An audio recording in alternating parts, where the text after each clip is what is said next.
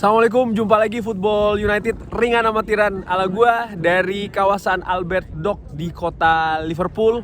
Gua mau news update ya.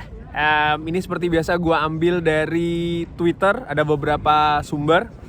Langsung aja ini dikabarkan kalau Manchester United semakin dekat untuk mendatangkan Darwin Núñez dari Benfica. Harganya sekitar 80 juta. Menurut gua mahal banget 80 juta ya. Untuk strikernya memang dia lagi bagus sih, cuman ya ini ada sedikit kayak, bukan sedikit, mungkin kayak pertaruhan juga ya. Secara dia ini kan belum pernah bermain di Liga Inggris, berasal dari Amerika Selatan juga, tapi kalau gue lihat sih ini memang sesuai seperti yang kayak Ralf Rangnick inginkan. Artinya pemain yang sedang muda, sedang menuju peak performance. Mudah-mudahan aja dia bisa nyetel sih. Tapi again, menurut gue harga 80 juta ini tinggi banget ya. Ini betul-betul mahal sih jatuhnya. Kabar selanjutnya adalah ini dikabarkan kalau Manchester United juga berusaha untuk membajak striker dari Borussia Dortmund, Karim Adeyemi, setelah pemain yang bersangkutan ini menolak kontrak 150.000 per minggu dari untuk memperpanjang bersama dengan Borussia Dortmund. Ini juga gue nggak begitu tahu juga sih jujur pemain ini, cuman ini sepertinya sih pemain ya tetap ada pertaruhan ya kalau dari luar Inggris itu. Mudah-mudahan bisa nyetel ya. Kuncinya adalah research, artinya pengamatan dari tim scouting ya, supaya peluang untuk tidak nyetel itu kecil. Ya mudah-mudahan aja cocok sih ya. Kabar selanjutnya ini dari Ralf Rangnick mengatakan kalau Cristiano Ronaldo ini bukan central striker dan juga tidak mau bermain di posisi itu. Ini jelas kalau klub butuh 2 striker baru dan bukan winger, artinya striker tengah ya. Nah, kalau ini sih Núñez itu masuk sih. Cuman kalau butuh 2, wah ini luar biasa. Artinya akan ada, selain Cavani mungkin Martial juga akan dilepas ya. Jadi kita butuh 2 tapi yang benar-benar di tengah. Menarik sih ini. Siapa yang akan diambil, dan menurut gua kalau memang harga satu udah 80 juta ya, satunya lagi nih melihat budget juga ya. Wah, gua nggak tahu sih nih. Mungkin pemain muda atau pemain yang harganya nggak terlalu tinggi. Menarik sih untuk dinantikan. Dan ini kabar soal Pogba ya. Kalau dikabarkan staff dari klub itu suka terhadap pemain ini. Nah, ini agak berita baru juga ya. Karena dikabarkan setelah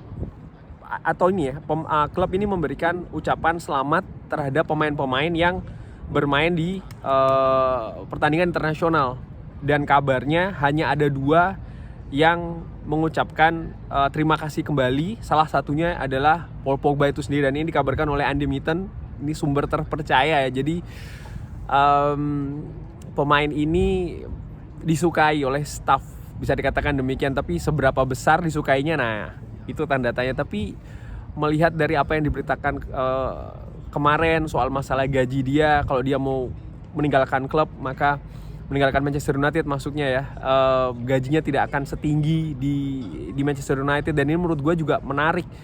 Apakah dia akan mengejar apa nih selanjutnya? Mengejar uang, atau kalau dia memang mau stay ya, pelatih baru apakah dia akan masuk skemanya? Kalaupun tidak masuk, dia mau melakukan apa supaya dia bisa masuk ke sistem?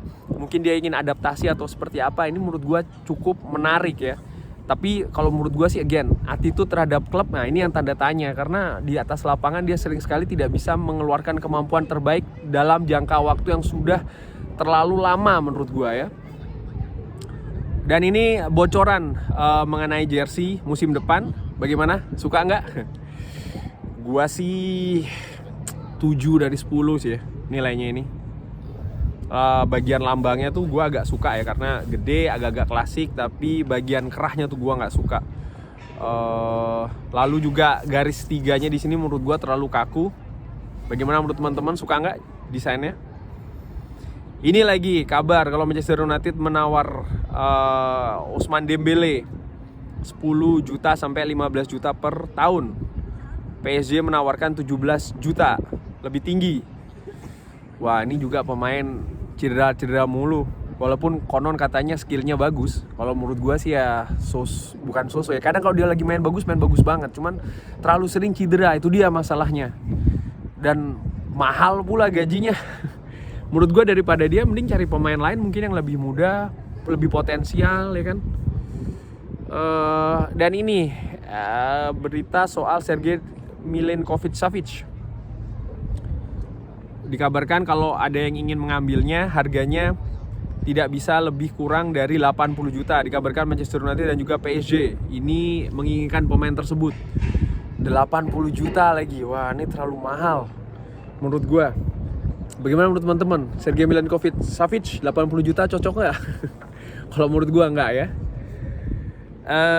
Dan ini dari Roy Keane mengatakan kalau dari pertandingan menghadapi Brentford, kalau body language Cristiano Ronaldo ini setelah pertandingan selesai ini tidak menunjukkan kalau dia akan meninggalkan klub. Menurut gua sih juga enggak ya, karena otomatis dia masih ada 1 tahun lagi dan dia kalau pindah kemana harus bisa bayar kompensasi ke klub senilai gua nggak tahu berapa, tapi dia masih ada 1 tahun kontrak kan. Dan menurut gua klub juga sepertinya tidak ingin supaya kehilangan Cristiano Ronaldo juga. Manchester United tidak ingin, paling tidak sampai kontraknya itu habis. Lalu setelahnya, nah ini juga nih kabar dari Fabrizio Romano, sama juga ya. Ralf Rangnick mengatakan kalau kenapa dia harus mengucapkan selamat tinggal. Dia masih punya 1 tahun kontrak dan seperti yang saya ketahui dia masih akan berada di sini. Ini menurut gue juga cukup menarik.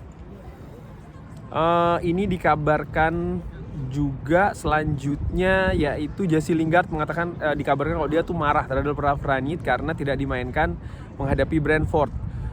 Di mana ada peluang kalau itu akan menjadi pertandingan terakhir bagi Jesse Lingard, tapi Ralf Rangnick lebih memilih untuk memainkan Edinson Cavani. Kalau memang kabar ini betul, menurut gue ya memang cocok dia dilepas, karena nggak berhak sih menurut gue dia kecewa atau seperti kecewa iya, tapi sampai meluapkan, sampai ketahuan di pers ini kan berarti tanda tanya besar begitu ya. Karena ya harusnya di-keep sih, tidak maksudnya perasaan itu ya kesel atau seperti apa, wajar sekali lagi, tapi jangan sampai ketahuan ya. Dan tentu saja pertandingan semalam ini kan sang pelatih itu kan menurunkan berdasarkan taktikal, itu kan nomor 1 dulu. Dan kenapa dia memilih Cavani tidak memilih Jesse Lingard, menurut gue ya ada pertimbangan taktikal juga, walaupun dua-duanya punya sama-sama peluang ya, bukan peluang sih ya, mungkin pertandingan terakhir di Old Trafford, tapi menurut gue again sisi taktikal pelatih lebih memilih Edinson Cavani dan dia harusnya respect terhadap keputusan tersebut. Dan ini juga dikabarkan kalau AC Milan dan Juventus ini tertarik untuk mendatangkan Jesse Lingard dari Manchester United dengan status free transfer. Feeling gue sih akan ke AC Milan, cuman kita lihat ya. Ini berita terakhir dikabarkan kalau Steven Bergwijn ini dikait-kaitkan dengan Erik ten Hag. Steven Bergwijn sebelumnya pernah bermain di PSV Eindhoven.